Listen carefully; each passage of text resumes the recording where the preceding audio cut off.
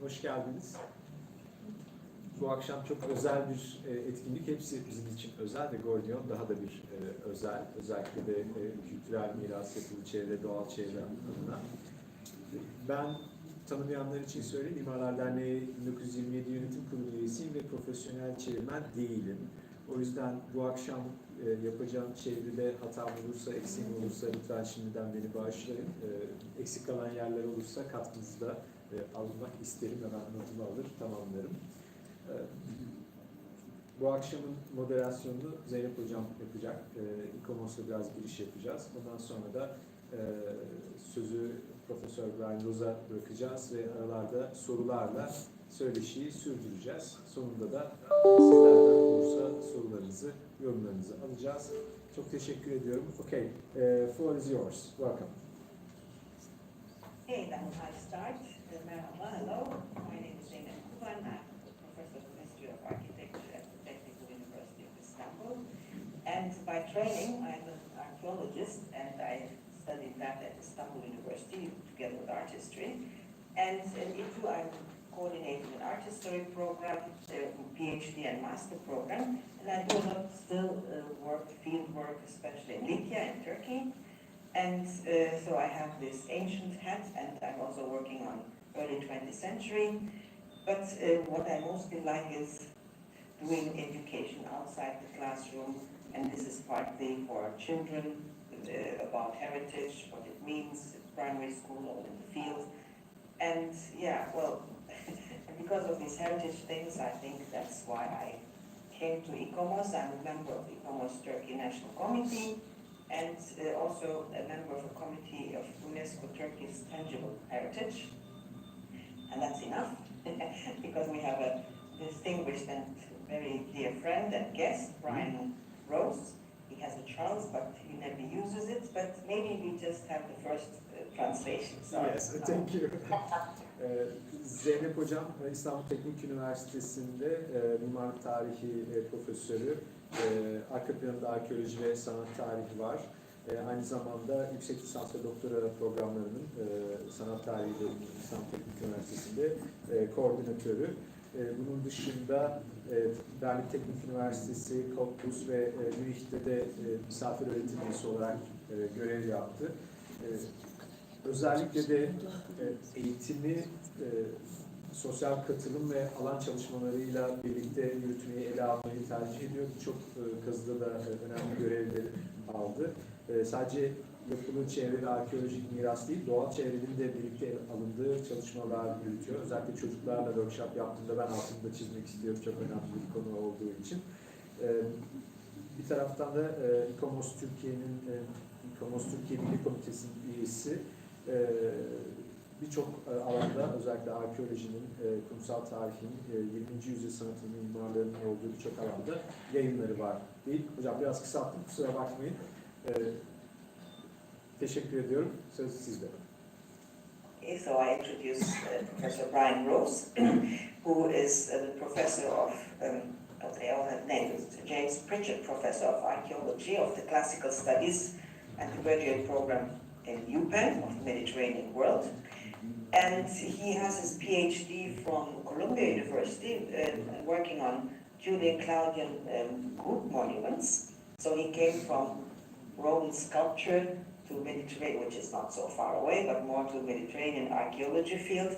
And he has a lot of, titles and works. He worked in Cincinnati for a long time. And is that where you came maybe to Troy? This is how you maybe came over to Troy, because that's where he worked for a long time in Troy as the head of the post-Bronze Age excavation.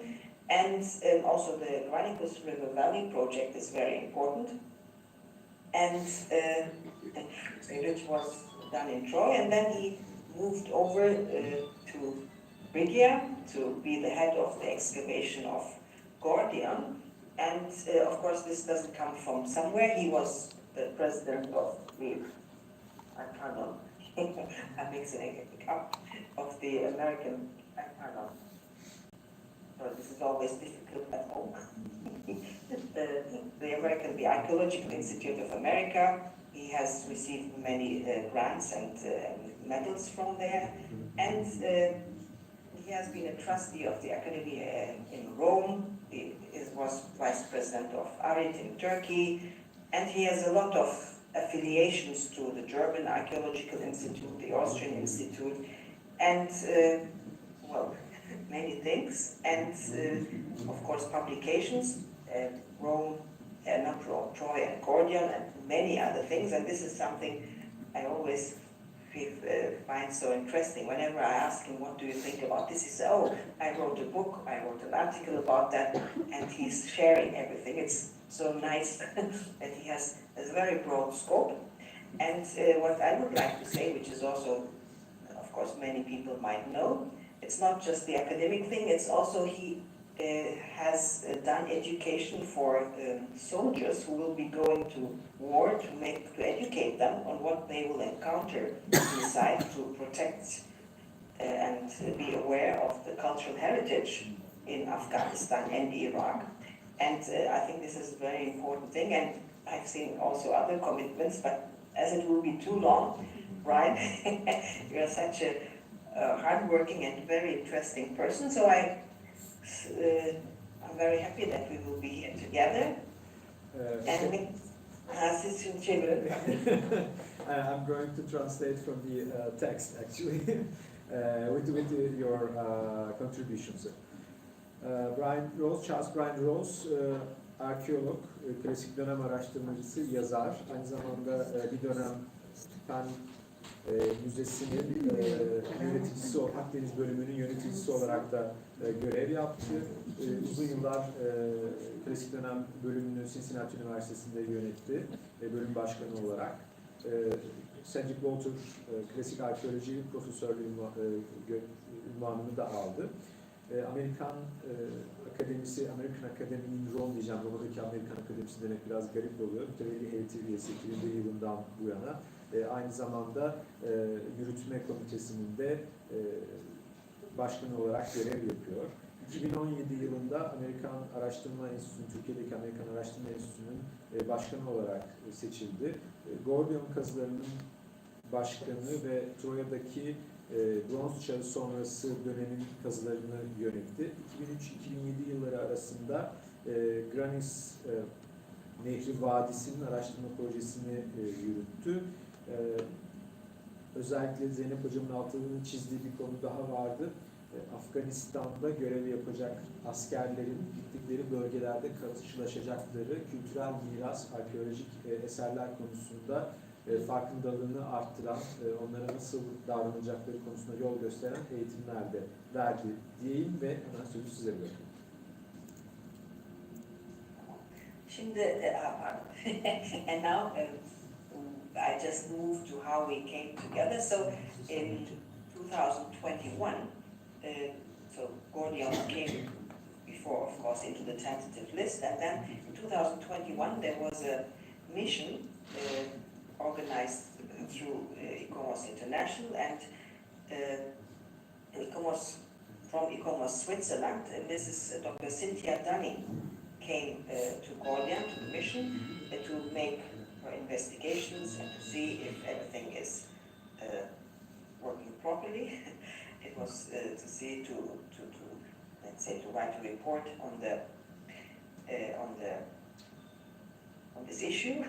And me, I was the representative of ICOMOS Turkey, the National Committee, so sent me to Gordion, and together with Ebru Ulusan, who is also a member from the ICOMOS Turkey's committee, we went together, and there was a team from UNESCO, Zeynep, I forgot.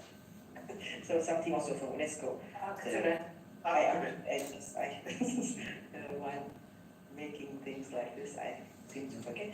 And so we went there between August 3 and 6 in 21, together with Cynthia and all the others. And of course, it's not just Gordion. There was a whole group of people, so people from Polakle, local initiatives, the excavation team, of course, Brian and others. And so we made our investigations. There were a lot of presentations, of course, field surveys, what we could see. And well, in the end, it's always what is the speciality of Gordion in the Phrygian context. It's about being the capital. And so these kind of objectives have been proposed and discussed. And so in the end, well, it was 4 days that we were there.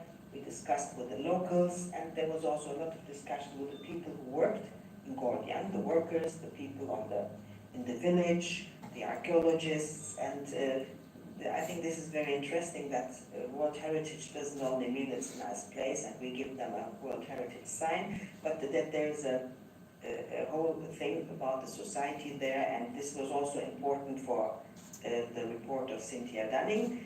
And we saw what has been done to preserve Gordion. And in the end, of course, it's not just our report, it's the report of the mission from Switzerland, Mrs. Dunning, and she wrote quite a positive report. And what happened was that instead that it was then proposed, and in 2022 it was supposed to be voted, but the meeting should have been in Russia, which was then not accepted because of the war in Ukraine, and then everything was postponed in 2023. But happy end, it was inscribed in 2023 in the meeting in Riyadh.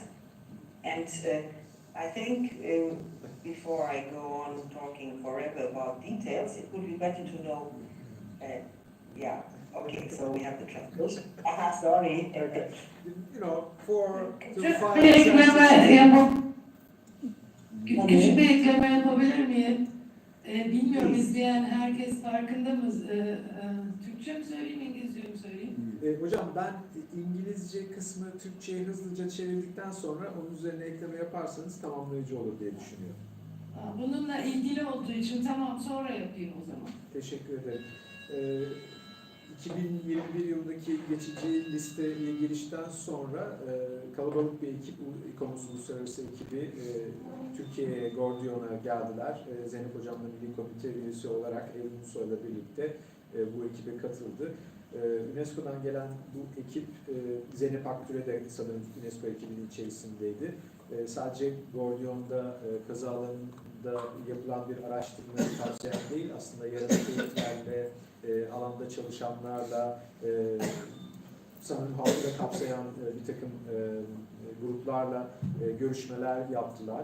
4 günlük bir incelemenin, çalışmanın sonucunda, detaylı bir çalışmanın sonucunda başta Gordion'un başkent olmasından hareketle sahip olduğu bütün nitelikleri değerlendiren bir rapor yazıldı.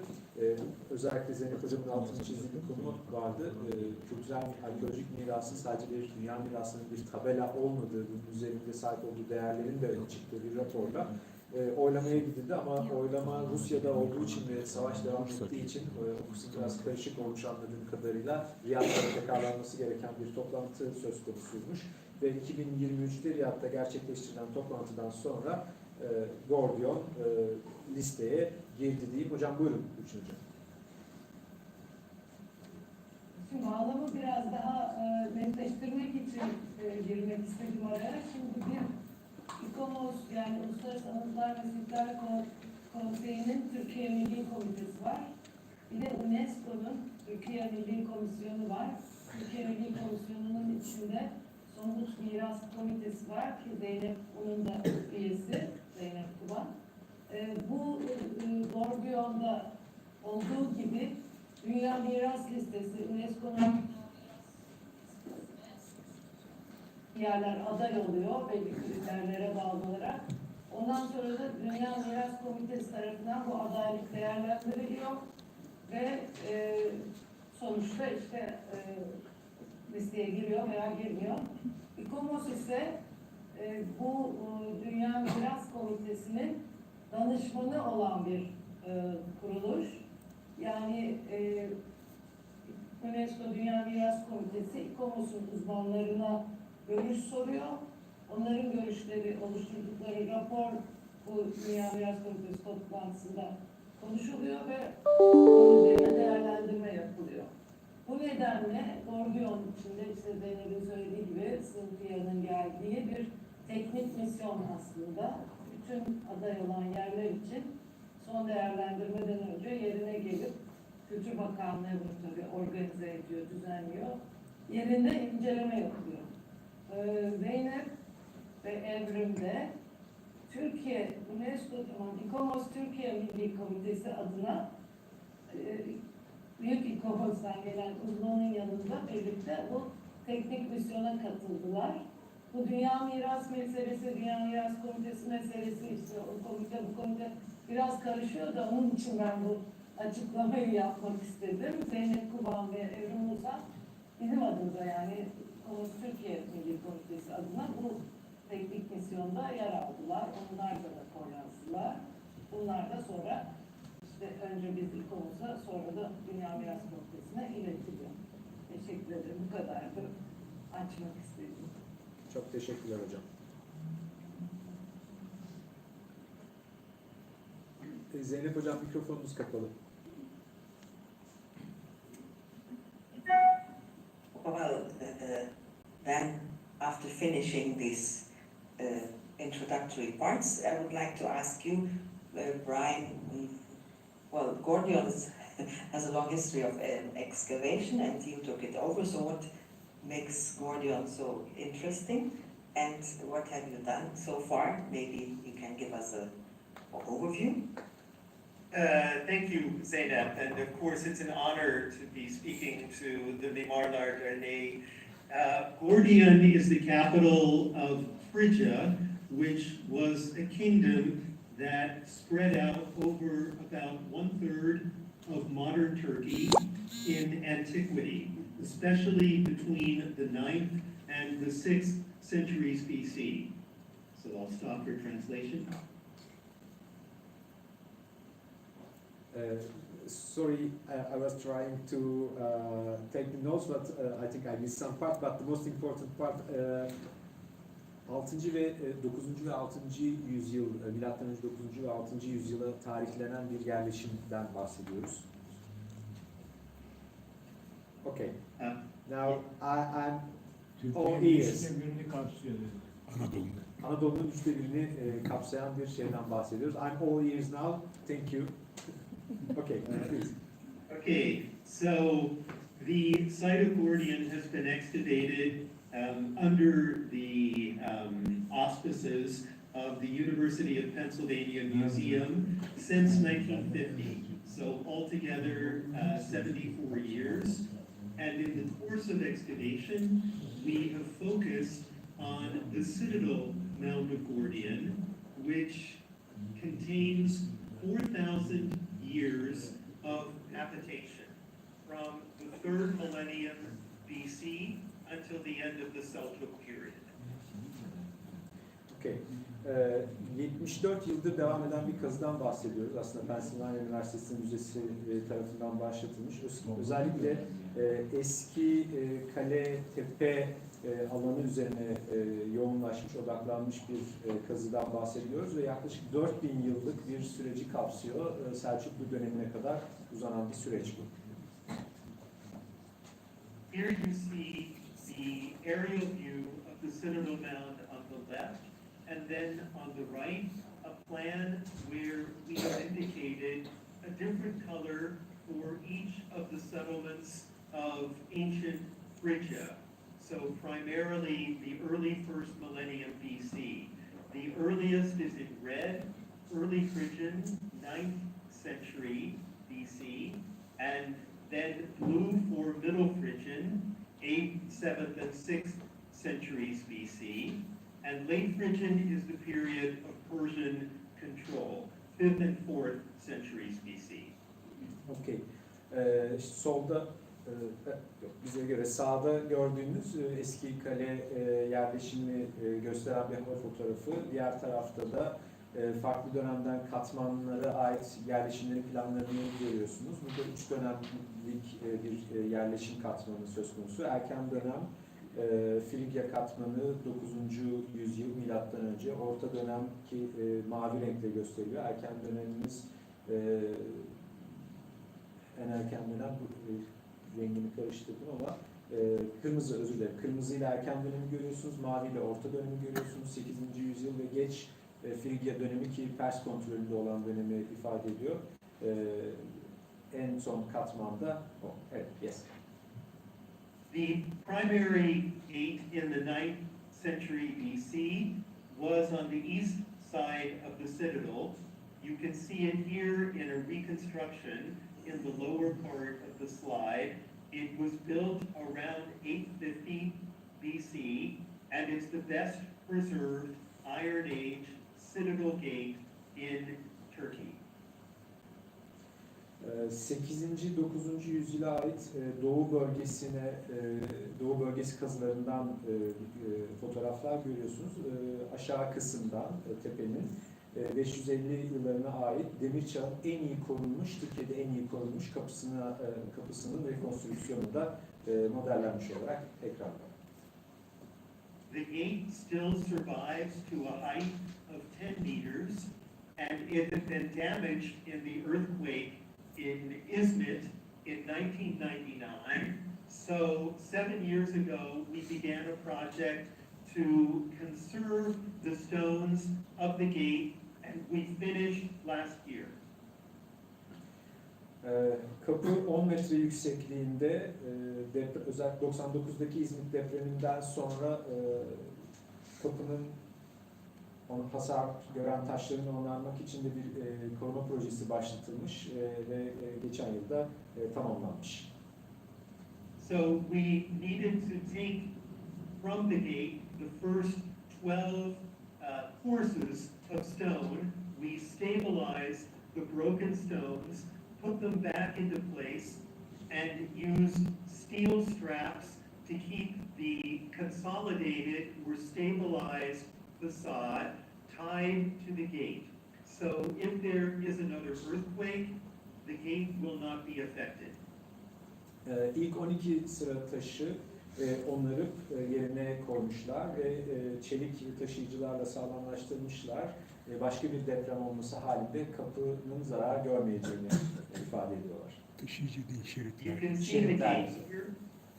After we finish the consolidation, the stabilization, rising to a height of 10 meters, and at the top of the gate, we create a frame of kerpiç, of mud brick, and then between the mud brick, we place plants called poa with shallow roots. The roots will absorb the water during rainy times, but will not grow deep and disturb the stones underneath. So it is an environmentally friendly solution to conservation. We call it green capping. Tersten başlayayım. Bu çevre dostu bir koruma ve onarım projesi olmuş. O taşların en üstüne, en tepeye kerpiçten oluşan bir katman yerleştiriyorlar. Bu katman suyu alıyor ilk etapta ama taşlara kadar gitmesine de izin vermiyor. Bu şekilde de aslında alttaki taş duvarı koruyan bir çözüm önermiş oluyorlar, geliştirmiş oluyorlar. What is especially interesting is that the gate was built at the same time as the oldest tumulus in Turkey.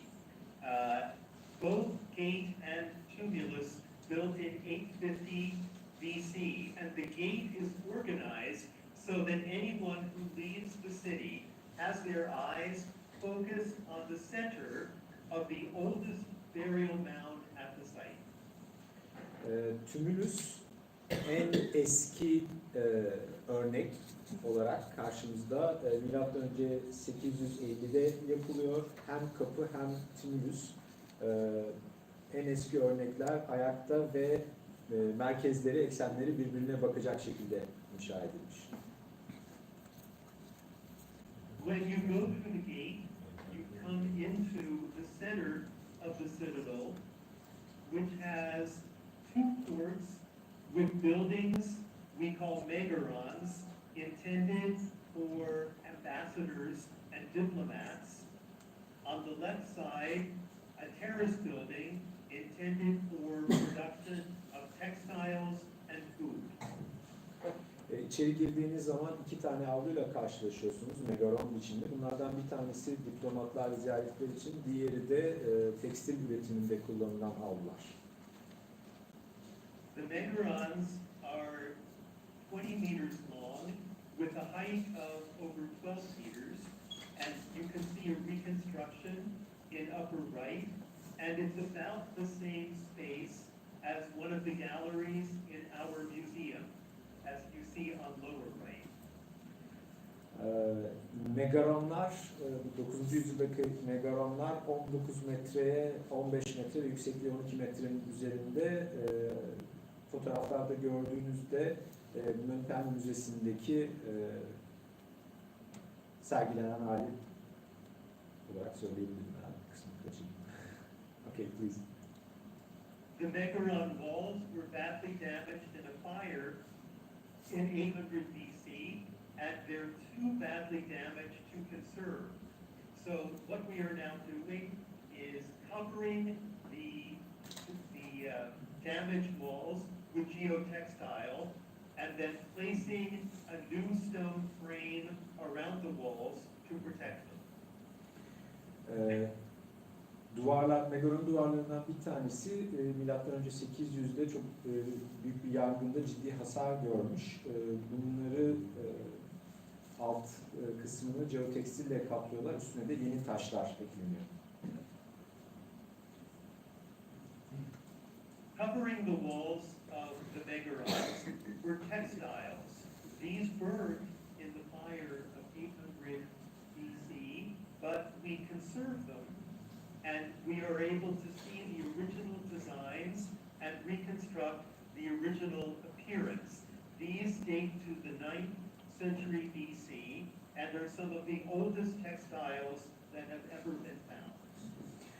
Burada gördüğünüz dokumalar bundan en eski örneklerden, yangında hasar gören bölgeden çıkartılmışlar. Geotekstille kaplanan bölgeden ve onların bir kısmını onarmayı, bir araya getirmeyi başarmışlar ve en eski örnekler olduğunda özellikle altını çizdiler. The textiles have the same kind of geometric patterns as the floor mosaics of the megarons and the pottery from Gordion. They didn't like figural decoration, they preferred geometric decoration. And you can see on the right with the floor mosaic, it looks as if you have a series of kilims with geometric designs that have been placed on the floor. This is the oldest decorated stone mosaic ever found. En eski onarılmış taş mozaik olduğunu ifade ederek başlayayım, geriye doğru gideyim. Ağırlıklı olarak figüratif değil, geometrik desenler kullanılıyor. Hem dokumalarda hem mozaiklerde hem de gördüğünüz gibi günlük testilerde de bu desenleri görebiliyoruz. Covering the bodies of the kings in their tombs were textiles that are coated with a substance called goethite. This made the costumes look golden. And we think the story of Midas, our most famous king, and the golden touch comes from the color of the textiles that they wore. Kralın bedenini kaplayan tekstilin özel bir adı var. Sorry, I couldn't hear or understand the term for the body covering textile. So it's an iron oxide coating called goethite, and it makes all the clothing look golden. Kralın bedenini kaplayan dokuma demir oksit içerikli goethite ismi verilen bir malzeme. Bütün bedeni, her şeyi sarı renkte gösterdiği için başta da ondan bahsetmişti. Bu dokunduğu her şeyi altına dönüştüren Midas hikayesi de sanırım buradan geliyor. In antiquity, they talked about our most famous king, Midas, having a golden touch, and we thought that the golden touch connected to the gold objects that they used. We find very few gold objects So the story of the golden touch comes from the golden clothing, not from objects. Şimdi çok az altın obje bulunmuş. Tabii bu da hikayenin dokunduğu her şeyi altına çevirdiği hikayesinin büyük, görkemli, haşmetli Midas'ın aslında giydiği kıyafetin demir oksitten dolayı sarıya dönüşmesinden kaynaklı olduğunu gösteriyor. Ya da bu sonucu çıkartabiliriz. Within the Megarons, you would listen to music played on lyres that were made from the shells of turtles or tortoises. We have 5 of these tortoise shell lyres that were used during the 9th and 8th centuries BC, and it's likely that the musicians sang to the diplomats about the role of Gordion and Phrygia in the Trojan War. Bu megaronun içerisinde müzik dinleyebiliyormuşuz. Kaplumbağa kabuklarından oluşan şeyler var, delikler var ya da hani bunlar yerleştirilmiş, 9 tane dedi yanlış anlamadıysam. Buraya gelen diplomatlara Troya Savaşı'nın anlatıldığı şarkılar söyleniyormuş müzisyenler tarafından. The terrace buildings were also badly damaged by the fire of 800 BC, so here also we need to take the stones from the walls, consolidate them, and then place them back in their original positions. Teras binası da 8. yüzyıldaki yangından çok büyük hasar görmüş. Oradaki taşları da alıp sağlamlaştırıp onarıp yerine yerleştiriyorlarmış. And so you can see here what we do to keep the walls stable. We put steel cables in the middle of the wall to keep the two sides together. Aşağıda taşları nasıl bir araya getirdiklerini ve çelik şeritler yoluyla çelik şeritlerle birbirine bağlayıp duvarı sağlamlaştırdıklarını görebilirsiniz. There is a second gate to the citadel that we have excavated during the last 10 years. This is the south gate, and it was in use much longer than the east gate, altogether about 1,200 years.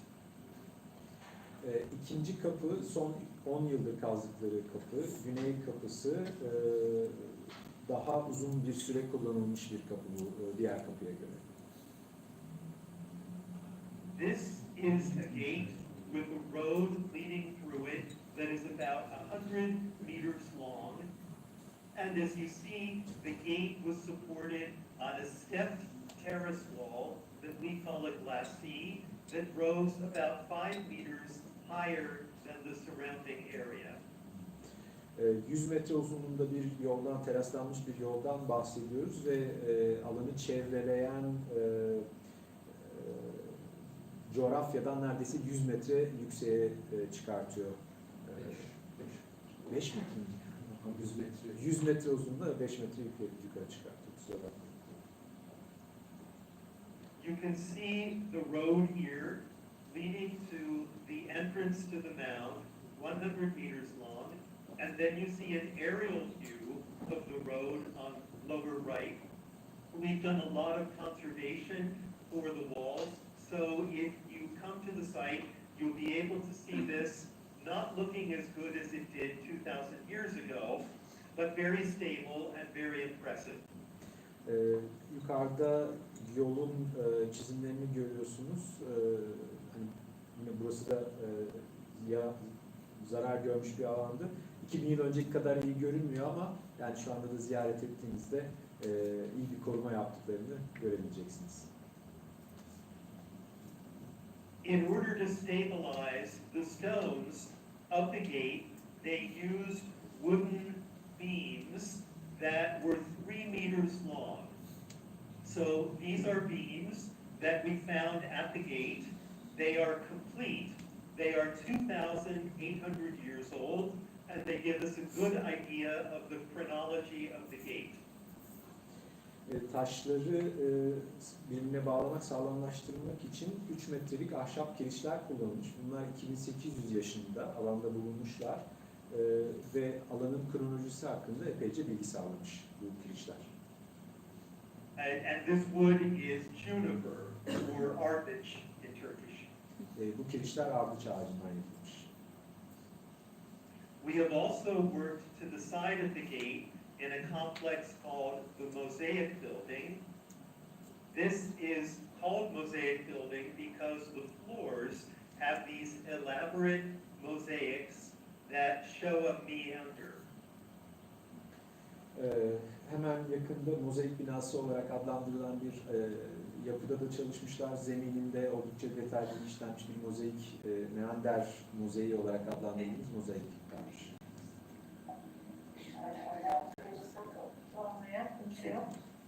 We also have wall mosaics that are made of these pegs, ceramic pegs that you see on the left, and they're placed in the mud brick walls in geometric designs so that you have a wall mosaic just as elaborate as the floor mosaics.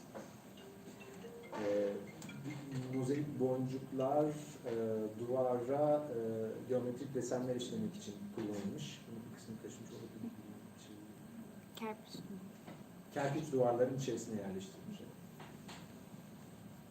On the roof were some of the earliest architectural terracottas in Turkey, dating to the early 6th centuries BC, and also showing mostly geometric designs.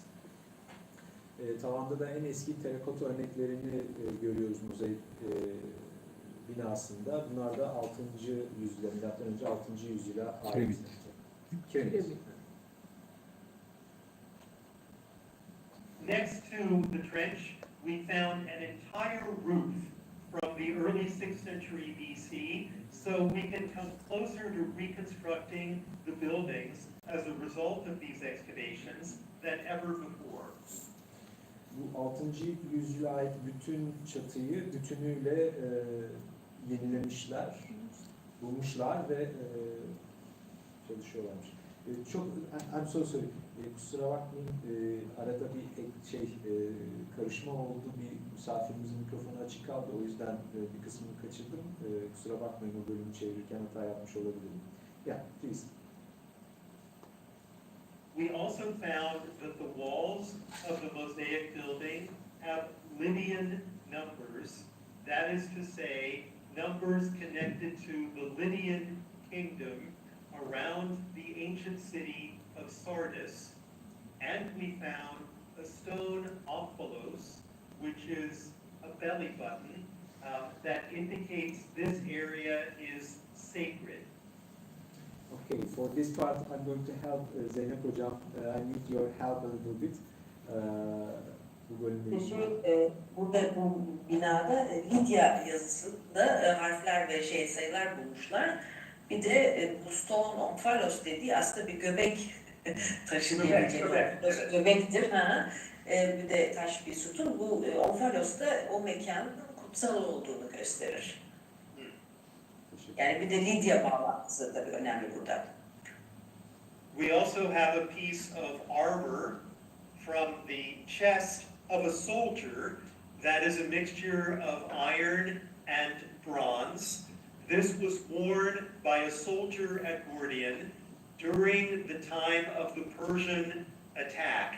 And it has the same kind of meander that you saw on the floor and that you see in this vase painting. Bir Perslerle savaşan bir askerin üzerine giydiği bronz ve demir karışımı bir zırh örneği de bulmuşlar. Bir vazonun üzerinde, meanderin zırhında da aynı zırhı görebiliyoruz. Aşağıda da o vazonun fotoğrafını görüyoruz.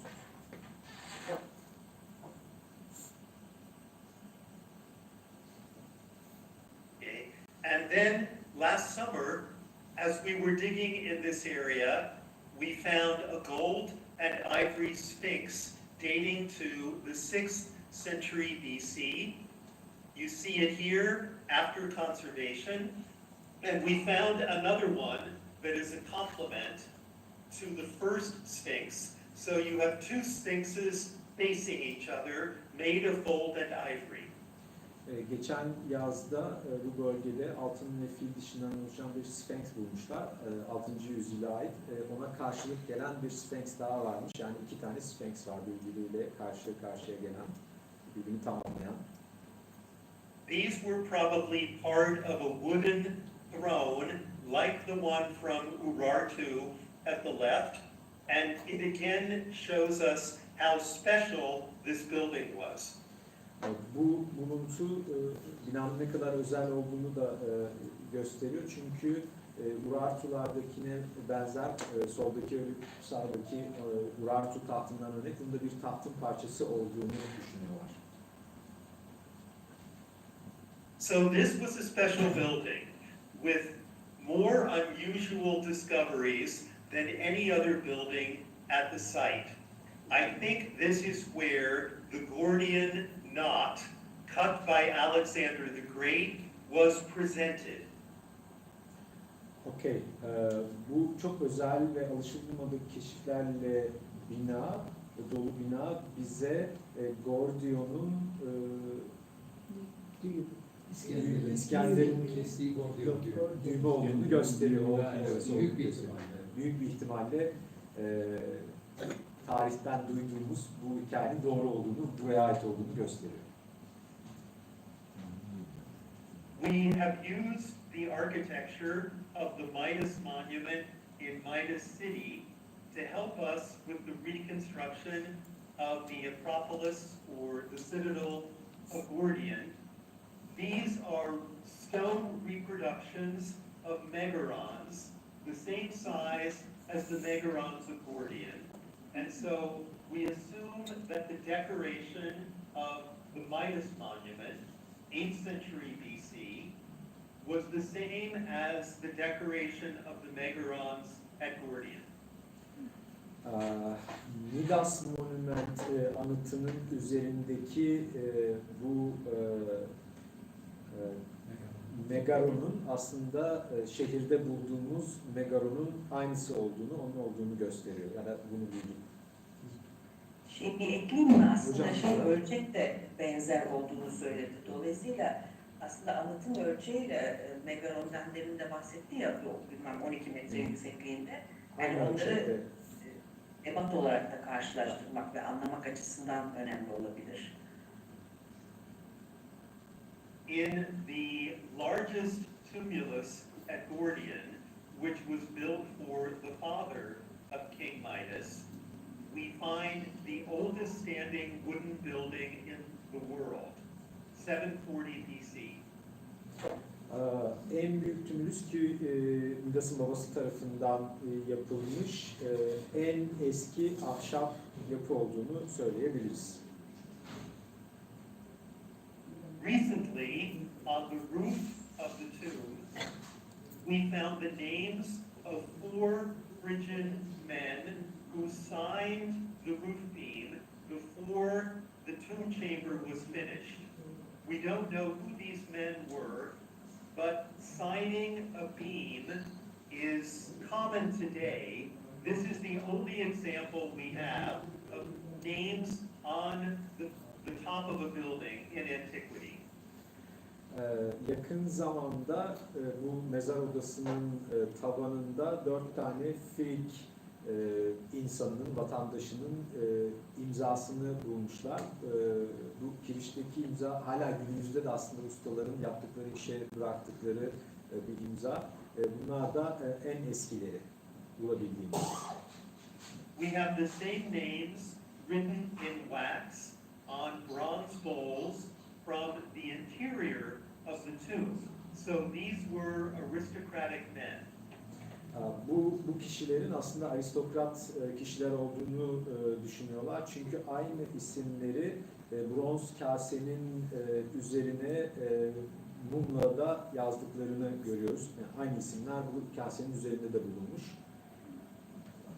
So today, as I said, it's common to write your name on a roof beam, but the Midas Mound tomb chamber is the only example of this from the ancient world. Bugün hala biz kirişlerin üzerine isim yazıldığını görüyoruz. Ama Midas tümülüsünde gördüklerimiz antik dünyaya ait en eski örnekler. We also excavated a tumulus together with the Anadolu Medeniyetleri Müzesi, very close to the Citadel Mound. And this also gave us a tomb chamber of 8th century BC date. Anadolu Medeniyetleri Müzesi de bu alanda aslında kazılar yapıyor. Tümülüs ve eski kale, tepe. Bu da bize yani beraber yapılan kazılardan 8. yüzyılla tarihleme, buraları 8. yüzyıla tarihlemelerini sağladı. Birlikte yürütülen çalışmalarla. Here too, the city gate of Gordion is turned so that anyone who left the city in the 8th century BC had their eyes directed toward the center of this tumulus. Milattan önce 800'de kenti bu kapıdan terk edenlerin gözünün önünde, önlerinde aslında tümülüs vardı. Eksen bu yöndeydi. There was a wooden tomb chamber inside of which was the body of a small child and over 3,000 amber beads taken from the Baltic. Bu tümülüsün mezar odasının içerisinde bir çocuğun vücudu ya da kalıntıları bulunuyor ve 3000'den fazla amber boncukla beraber bulunuyor ve bunların Baltık bölgesinden getirildiğini anlıyoruz. We also know a lot about the organization of the city because of magnetometry, a type of remote sensing. Uzaktan algılama yöntemleri sayesinde kentin organizasyonu yapısı hakkında da epeyce bilgiye sahibiz. That has given us the plan of the entire settlement. So we know that there were 3 fortified areas and 3 forts to protect the citadel, which you see outlined in blue. Bu uzaktan algılama yöntemi sayesinde kentin bütün planını görebiliyoruz. Bu sayede 3 tane surlarla çevrili alan ve 3 tane de kale olduğunu anlıyoruz ki kaleler mavi dikdörtgenler içerisinde işaretlenmiş. Last summer, we found a completely new fortified area on the east side of the citadel.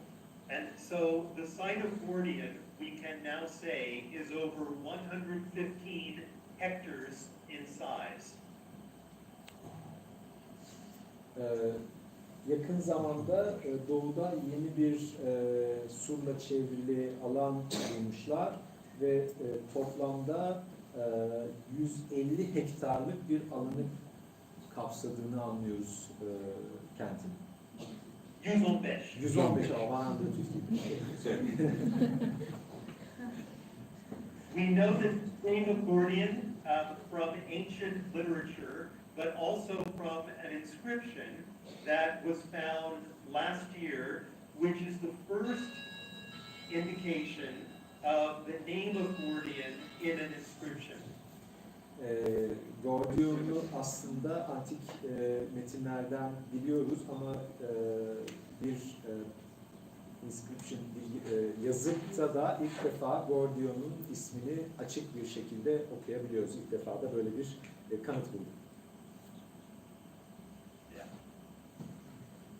Finally, as Zeynep Hanım said, we were honored to be added to the UNESCO World Heritage Site List in September of 2023, becoming the 20th site in Turkey to be added to the list. Sonunda 2023'teki YAD toplantısında listeye girme onurunu elde ettik ve Türkiye'nin 20. değil mi? Doğru söyledim hocam. 20. mirası oldu listedeki.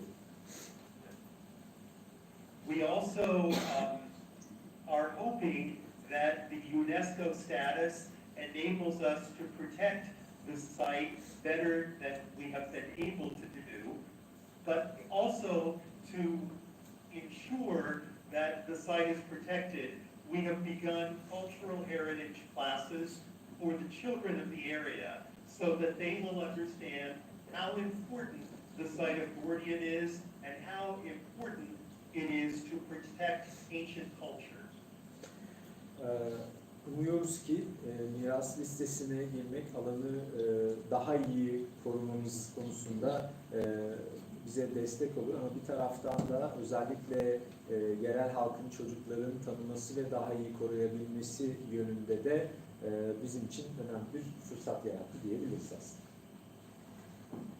So I conclude by saying we could do nothing ourselves without the help of our partners, the Anadolu Medeniyetleri Müzesi, the Belediye of Polatlı, and the Ministry of Culture and Tourism. I thank all of them for their support, and I thank all of you for listening to me today. Sonuç olarak bütün bunları aslında ekranda da gördüğümüz kurum ve kuruluşlar ve onların yöneticileri olmadan başaramazdık ve sizlere de bugünkü buradaki katılımınız için çok teşekkür ediyoruz. Zeynep, I'm happy to answer any of your questions if I can. So, yeah, well, maybe somebody else has questions before I, because I have been in this process a bit. I just was wondering, I mean, it took these 2 years longer, but how was the before? How long was the before? The working on getting into the list was this incentive by the ministry, or you worked there together, or? We worked very closely with the Ministry of Culture and Tourism, and we worked on this pretty intensively for 4 years, and we produced together a document for UNESCO that was about 400 pages. Zeynep Hocam listeye girme sürecini kapsayan 2 yıldan öncesini sordu. Kimlerle beraber çalıştınız diye. Profesör Rose Kültür ve Turizm Bakanlığı ile çok yakın bir temas içerisinde çalıştıklarını ifade etti. Ve 4000 sayfanın üzerinde bir şeye sahip, hacme sahip bir doküman hazırlandığını ya da bir dokümanlar topluluğu hazırlandığını ifade ettiler. There's a question from the room. Akın Hocam. Türkçe söyleyeyim belki. Tamam. Haritadan gördüğüm kadarıyla Sakarya kentin içinden geçiyor. Kentin içinden geçen bir ırmağa aynı zamanda kentin çevresindeki koruma duvarlarını da gördüğümüz için ırmağın kentin içinden geçerken giriş ve çıkış noktalarında acaba özel yapılar, kentin korunması için özel yapılar var mıydı ya da bu koruma nasıl sağlanıyordu acaba? As far as I can see, Sakarya River passing through the city. So he wonders if there are some special particular constructions, protections or buildings for the entrance and living part of the river in the city, around the fortification. The river has a complex history. The river originally was on the eastern side of the citadel. When they rebuilt the citadel after the fire of 800 BC, they took a lot of clay from either side of the river to build up the mound to a higher level. That destabilized the river, and over the next 2,000 years, it moved from the east side of the mound to its current position on the west side of the mound. Çok özel bir tarihi var nehrin. Aslında orijinal nehir yatağı doğu tarafında. Bu büyük yangından sonra kenti yeniden inşa etmek için nehrin yatağından iki tarafından çok fazla malzeme alınıyor, kil alınıyor. Bu da zamanla nehrin yatağının değişmesine ve bugünkü yerine ulaşmasına neden oluyor. Yani kentin içinden, antik dönemde kentin içinden geçmiyordu ırmak. So it's not passing through the city in in antiquity, right? Well, it passed on the eastern side of the city. I've got a reconstruction of that at the end of the top. Let me find that.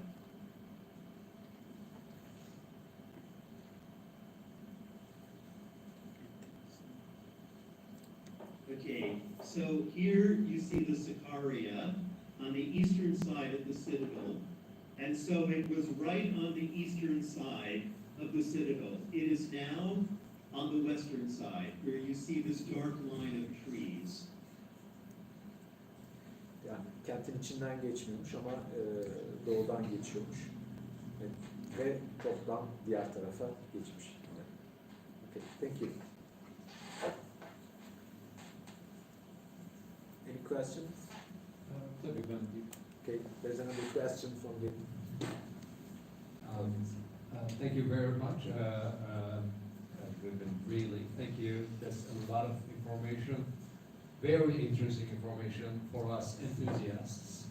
I just noticed the armor story. There was an armor made of both bronze and iron. As far as I know, the history of iron is an interesting one. Could you tell us a little bit more about, this peculiarity of this armor? Because I think iron has been very scarce, and it is an immense technology change, and we have half here. So it is a bit strange, isn't it? So can you tell us a bit more? What can we make of it, of this composite or hybrid armor? Thank you. Would you like to... Sorry, I need to translate. Türkçe'de edebilirsiniz, affedersiniz. Thank you. Siz Atilla Bey, siz özetler misiniz? Ben çevireyim. Türkçesini mi? Evet. Hemen Türkçesini söyleyeyim ben. Bir zırhı sordum. Evet, şuradaki zırhı. Buradaki zırhta gördüğünüz gibi hem demir var hem de bronz var. Şimdi demir elde etmesi son derece güç ve benim yarı cahil bilgilerime veya hafızam, delik deşik hafızama bakılırsa göre demir milattan önce binlerde elde edilmeye başlanıyor ve müthiş bir teknolojik gelişme. Demir acayip bir şey. Dolayısıyla buradaki zırhın hem demir hem de bronz olması benim çok ilgimi çekti. Bunun bir anlamı olmalı. Bir yoruma ihtiyaç var. Bu konuda ne düşündüklerini sordum. At this point in time, 6th century BC, it was common to have armor made of iron with bronze details. You find the same thing at Sardis in the 6th century BC for the Lydian soldiers, and you also find it at Edalion on Cyprus. Bronze armor with iron armor with some bronze detailing. So for the 6th century, this kind of construction for armor was common. 6. yüzyılda bu tür zırhlar çok rastlanılan zırhlar, demir ve bronz detaylarla işlenmiş. Benzerlerini Sardis kentinde de, günümüzdeki Manisa sınırları içerisinde Sardis kentinde de, Lidya'da ve Kıbrıs'ta da görebiliyoruz. Oldukça yaygın kullanılıyor.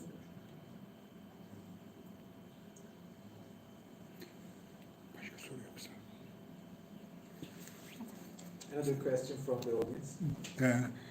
Aslında Gordion harita planına baktığımızda gördüğümüz yapıların çoğu idari yapılar gibi. Yani bir devlet örgütü var ve oradaki saray ve onun çevresindeki yapılarda işte diplomatların geldiği yapılar, kortlar vesaireyi gördük. Ama yani benim herhangi bir şehirde görmeyi bekleyebileceğim şeyler bir kere agora gibi ticaretin yapıldığı, muhtemelen kentin zaten temel varlığını nedenlerinden birisi olan ticaretin nerede ve nasıl yapıldığına dair kentin içinde bulgular var mı?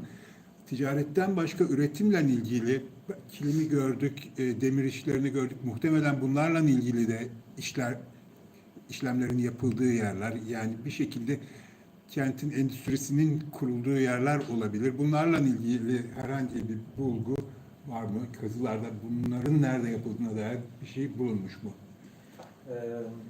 Thank you. As far as we can see, most of the buildings you presented or talked about are public or administrative buildings, but it will be expected to see agoras or trades-related Commerce. constructions, commercial. And is there any production-related buildings around In the city. in the city?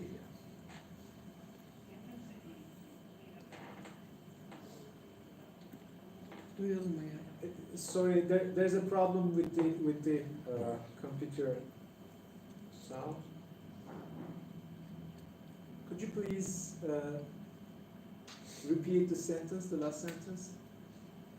Yes, so we have evidence from the terrace building here, for the production of food and the production of textiles. The centers of production for bronze were probably on the east side of the city, near the river, but not on the citadel itself. And the housing is south of the mound, north of the mound, west of the mound, and east of the mound, but not on the mound. On the mound, you have only the royal family living, and everyone else lived around it, and that's where most of the factories were located. Not on the mound, but on the sides of the mound. Tepenin etrafında konutlar, üretimle ilgili yapılar var. Bronz ve tekstil üretimi Megalon'da da teras yapıları söz konusuymuş. Ama tepenin üzerinde sadece kraliyet ailesine ait yapıları görüyoruz.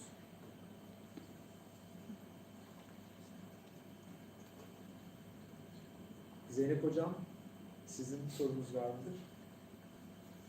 Yes, I have. Well, I would like, I have many questions. But one thing regarding UNESCO World Heritage issue. So now, I know a lot of people make UNESCO World Heritage site trips. So as already the number of visitors been rising, and I mean, do you see any challenges, positive and negative, regarding the nomination now that you have more than just being the capital, you are now more than being the capital of Gordion, you are a World Heritage Site. And do you fear not massive attacks, but at least it can be also dangerous. I mean, sometimes there are too many people coming in. Are you planning? So the number of tourists have risen dramatically. Last summer we had a lot more tourists, and this is a good thing. But as you say, one needs to be concerned about security.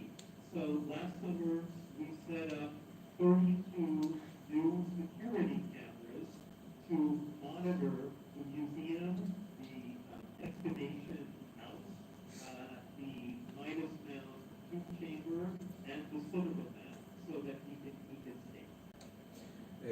Bu aday gösterilme süreci ve sonrasında liseye girdikten sonra ilgi çok arttı. Biz bunu aslında Ankara'da da çok yoğun yaşadık. Epeyce bir etkinlik düzenlendi.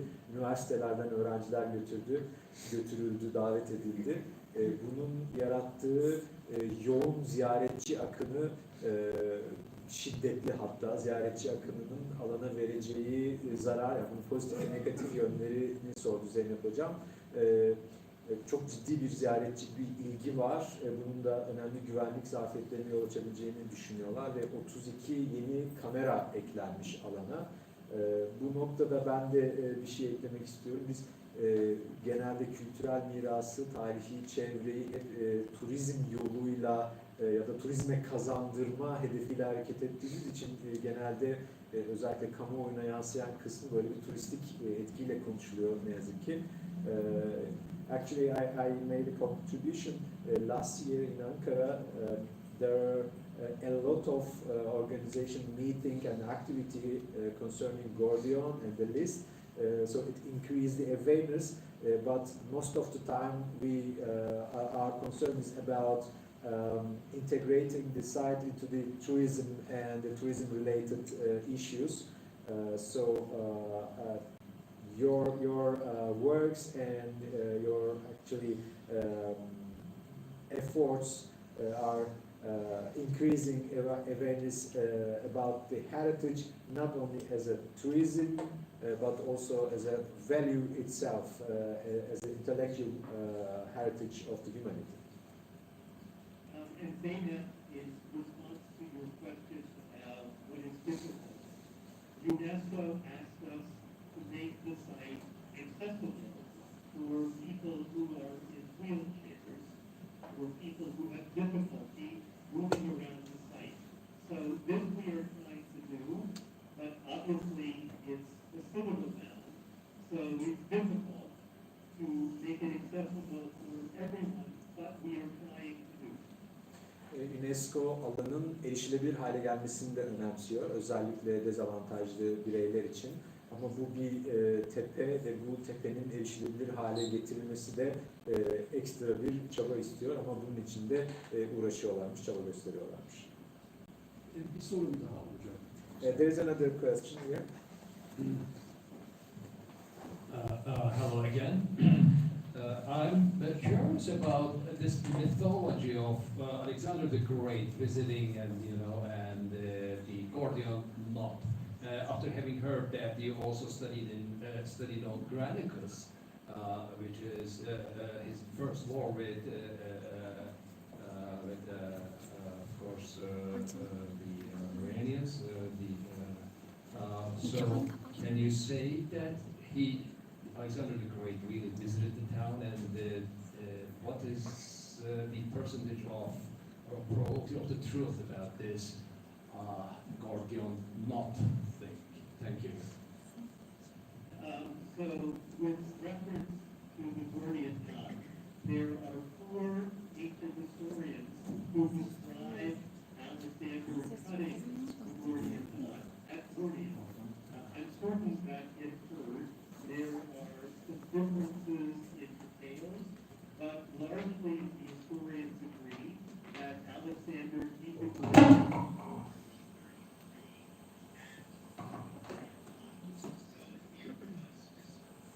somewhere on the citadel, and the most likely place for it to be displayed was in the mosaic building. This was the only elaborately decorated building still standing at the time of Alexander's visit, and we found a stone pedestal for the exhibition of something very special, and I think this was the Gordion knot. I kind of ask you to summarize your question and the answer because I missed while dealing with the cable. Okay. Benim sorum şuydu. Tabii bir mitoloji var bildiğiniz gibi Gordion düğümüyle ilgili ve tüm dünya dillerinde de bu geçer. İngilizce'de Gordion düğümüyle ilgili önemli bir özdeyiş var. İngilizce'de bugün bir gazetenin başlığında görebiliriz. Gordion knot diye. Dolayısıyla çok güçlü ve halen kullanılan bir referans Gordion düğümü. Ben de Sayın Profesör Rosa bunun gerçekliğiyle ilgili bize bir şeyler söyleyebilir mi diye ne kadar gerçek veya bunun olasılığıyla ilgili sordum. O da gerekli cevabı verdi ama çok iyi anlayamadık biraz takıntılardan. Anladığı kadarıyla şöyle söyledi. 4 tane çok önemli eski tarihçi bunun böyle olduğunu yazmış. Oldukça küçük değişikliklerle ve daha önce ayrıntılarını verdiği şu sol alttaki Megalon odasında çok özel bir yükselti olduğunu ve büyük bir ihtimalle o Gordion düğümünün o pedestalde, o yükseltide yer aldığını düşündüğünü söyledi. Yani büyük bir ihtimalle bu Gordion düğümü vardı. Özellikle bu soldaki odada.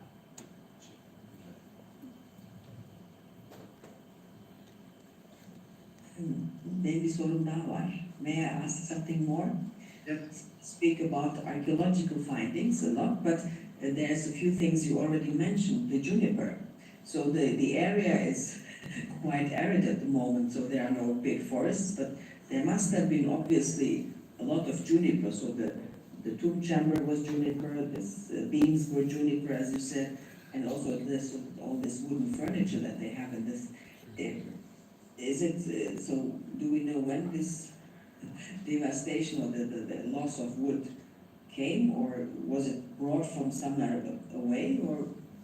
And Yes, is it an idea to reinstall wood again, juniper? Well, there would have been juniper and pine trees between 30 and 50 kilometers away. Remember, the Gordion is the capital of the kingdom, so they had the ability to bring in wood from some distance.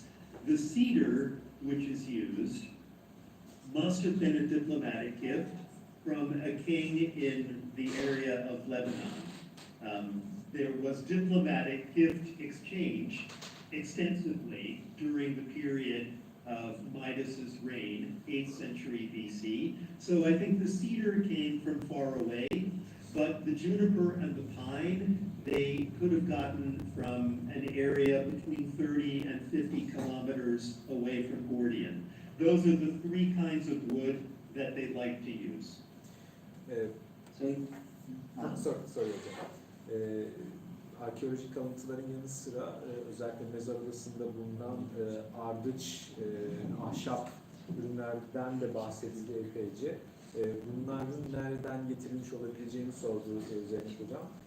Profesör Rose diyor ki burası bir başkentti ve ellerinde bunları 30-50 kilometre uzaklıktan getirebilecek güç de vardı ki o mesafelerden geliyordu. Frigyalıların Midas döneminde kullanmayı sevdikleri ya da tercih ettikleri 3 ağaç olduğunu söylüyorlar. Ardıç, çam ve sedir. Sedirin ise Lübnan'dan diplomatik ilişkiler aracılığıyla getirilmiş olabileceğini, hatta bunun bir hediye olabileceğini söylüyorlar. Hocam siz bir şey daha diyordunuz, ben sözünüzü kestim. I knew. I thought the tomb chamber was also juniper, so it is from cedar. I just knew that. All three types of wood are used for the tomb chamber. The floor is cedar, the walls and ceiling are pine, and then the outer beams are juniper. Her iki mezar odasında da bu üç ağaç kullanılıyor. Zemin sedir, tavanlar çam, duvarlarda ve dış kaplamalarda ardıç.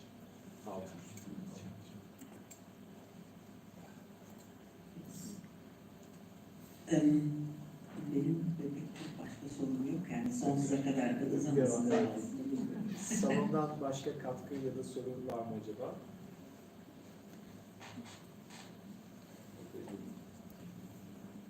There's one question.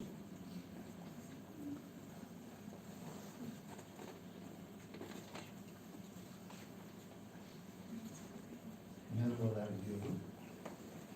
Konu Gordion ve Gordion konusunda verdiğiniz ve yaptığınız çalışmaların bu kadar detaylı sunulmasına teşekkür ediyorum. Bunu sizler ifade ederken Anadolu'nun başka boyutlarına geçtim.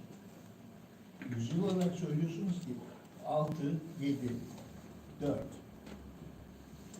Daha devam ederse bizi o eksi 11, 15 lira götürüyor Anadolu'nun kendisi.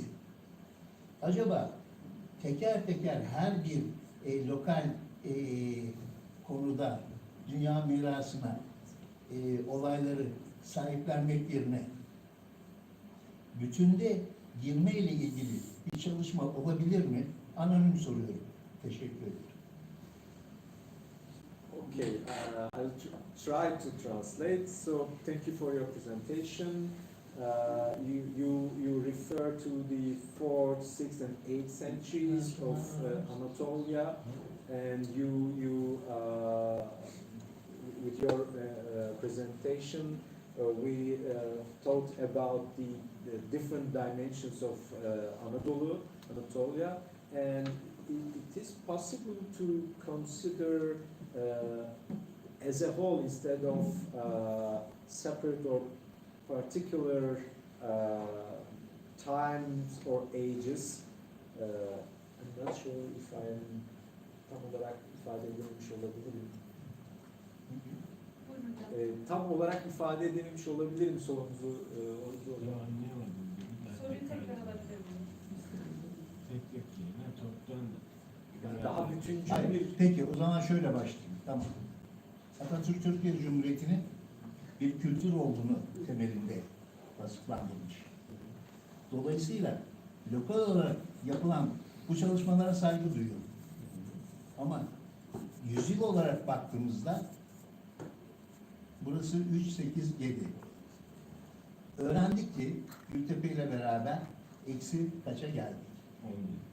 Doğru. Nasıl? Hayır, 11, 15'e geldik. Eksi 15'e geldik. Dolayısıyla yaşanmışlığın yanında bir artı bir değer daha bildiriyorum.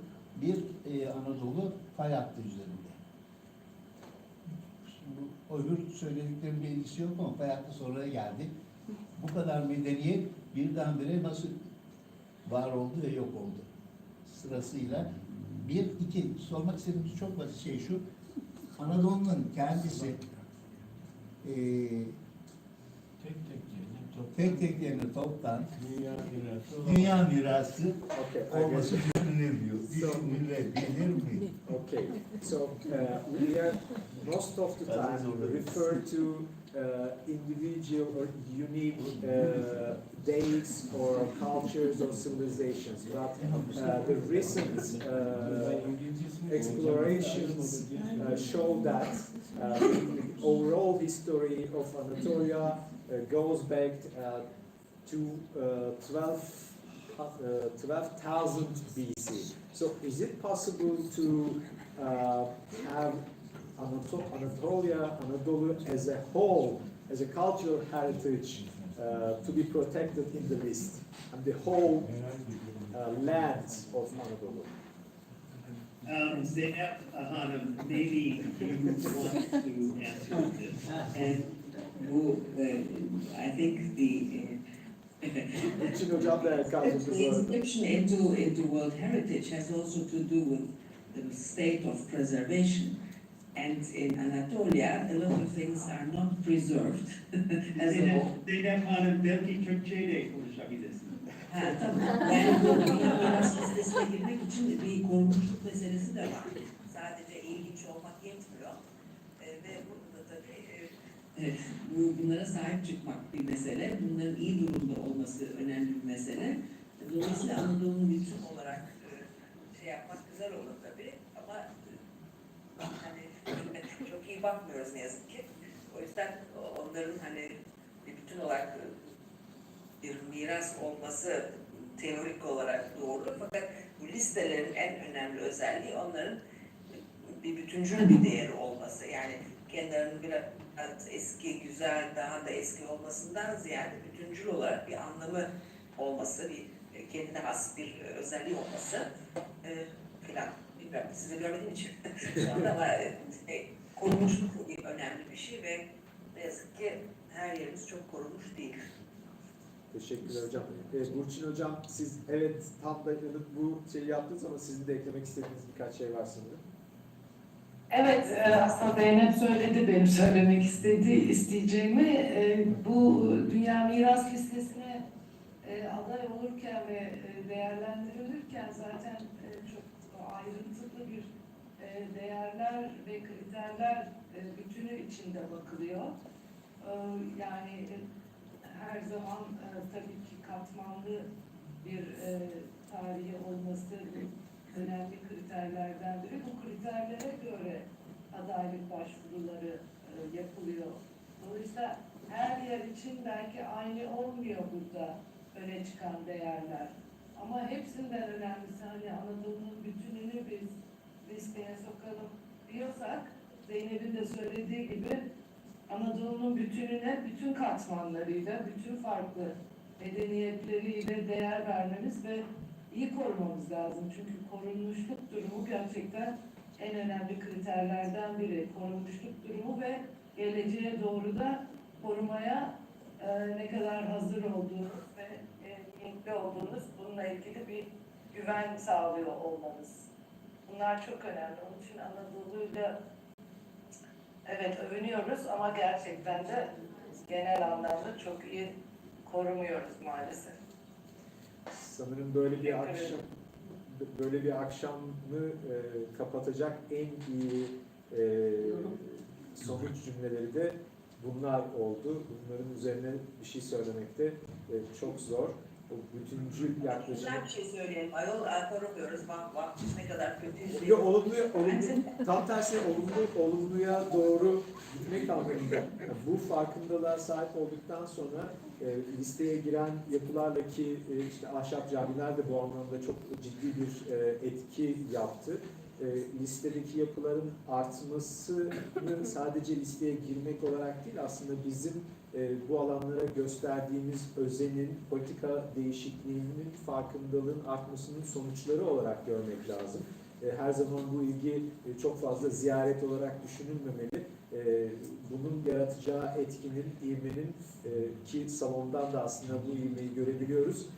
Çok iyi sonuçları olacağını düşünüyorum. Bir soru daha var Evren.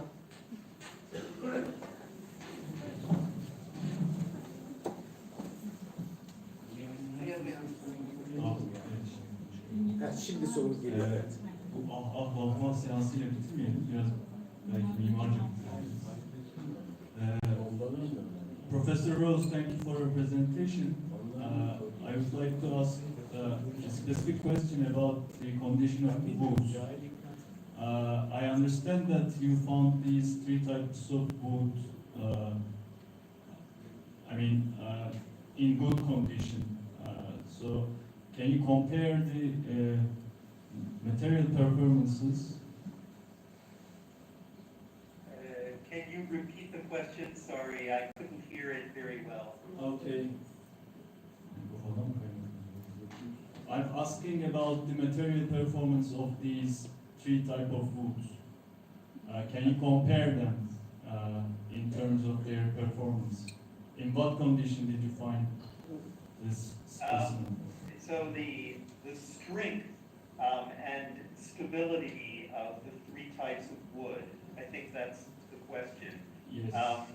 Cedar is very strong. That has worn very well. It is still very stable. The floor of the Midas Mount tomb chamber, the Ardich, the juniper, also very strong. We have the beams of the Ardich that are 2,800 years old, still in perfect condition. And for the pine, the main part of the Midas Mount tomb chamber is built of pine, and it still stands after 2,700 years. So all three types of wood are very strong. Well, how do you explain that? Because we know that it composes very rapidly. We know in Venice that they are in good condition because they are in water, but how did they manage to survive? Yeah, they survived in the Midas Mount tomb chamber because they are under 53 meters of earth, and on each side is 150 meters of earth, so the temperature does not change. Winter, summer, spring, the temperature is constant because there's so much earth and clay around the wood, so that keeps it stable. The same is true on the Citadel Mound. Most of the wooden beams we have found have been covered by 10 meters of earth and stone. So that has preserved the structure of the wood. Bu konuda bir soru. Burayı çevireyim sonra uzatacağım. Evren 3 ağaç tipinden bahsettiklerini ve bunların aslında durumunu karşılaştırmalarını rica etti. Şimdi 3 ağaç da mükemmel konumda. Zemindeki sedir ağaçları, sedir çok güçlü bir ağaç ve hala çok iyi durumda. Ardıç kirişler 2800 yaşında ve hala sağlam. Çamlar 2750 yaşında ve oldukça iyi durumdalar. Çünkü bulundukları koşullar toprağın bu kadar altında 10 metreye yakın taş ve toprakla kaplı ve sıcaklığın, nemin neredeyse hiç değişmediği koşullarda hiç zarar görmeden 2800 yıl boyunca varlıklarını sürdürdüler. Hello again. The question that I'm going to have is about those wonderful beings. I was curious about how they stood the test of time so long. And thank you very much for the explanation a few minutes ago.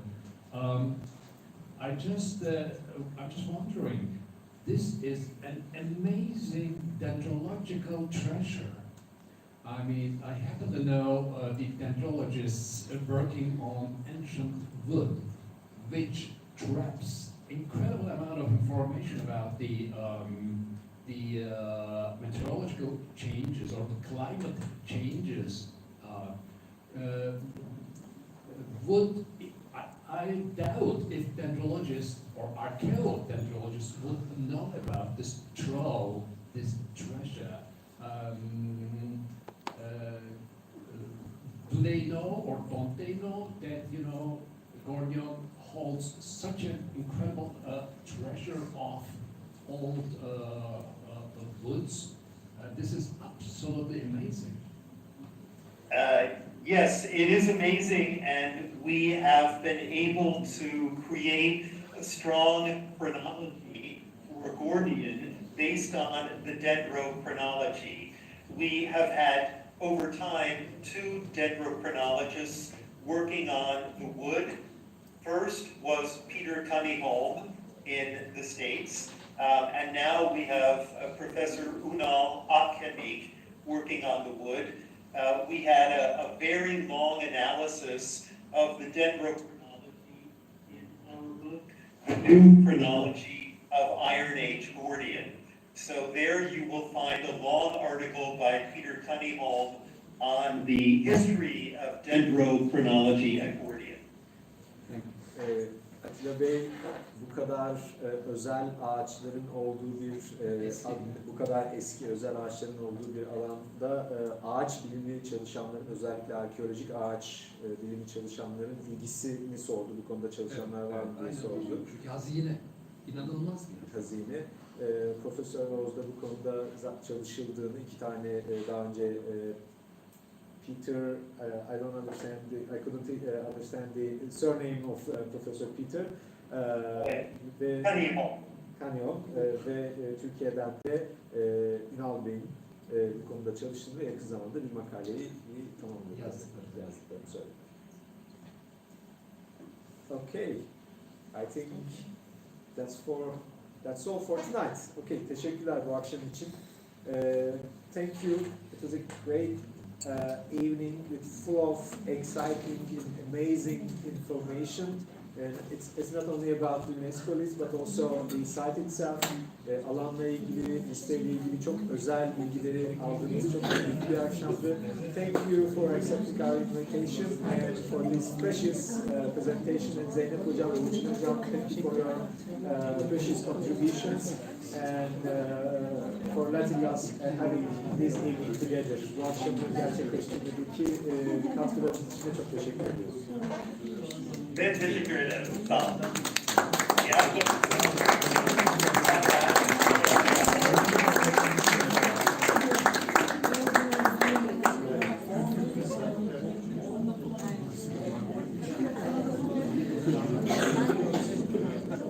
O artık iyi.